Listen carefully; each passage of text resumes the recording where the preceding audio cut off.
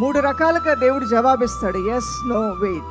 నువ్వు అడిగిన కొన్నిటికి దేవుడు ఎస్, అవునుగాక, అవి వెంటనే జరిగించేస్తాడు. కొన్నిటికి నో నో నో నో, అవి నువ్వు నీ జీవితంలో కోరుకోకూడదని నో చెప్తాడు. మరికొన్నిటికి వెయిట్, ఆగు ఆగు అని చెప్తాడు. అబ్రహాం అడిగాడంట, అడుగుతూనే ఉన్నాడు, ప్రభువా నాకు బిడ్డలు కావాలంటే వాగ్దానం ఇచ్చావు కదా, ఇంకెప్పుడు ఇస్తావంటే వెయిట్ వెయిట్. ఎన్ని సంవత్సరాలు వెయిట్ చేయమన్నాడు దేవుడు ఆయన్ని? 25 years, 25 సంవత్సరాలు వెయిట్ చేయమన్నాడంట.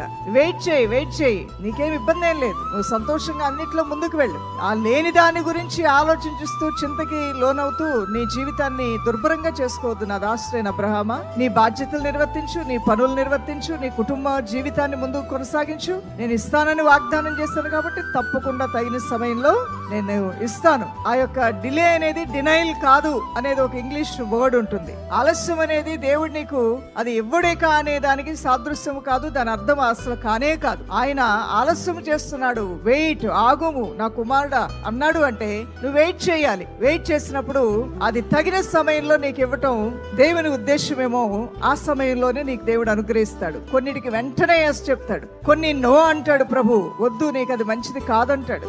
ఏది ఏమైనప్పటికీ కూడా మరి నీ ప్రతి ప్రార్థనలో కూడా దేవుని యొక్క ఉద్దేశాలు నెరవేర్చబడతాయి దేవుని బిడ్డ. హల్లెలూయా.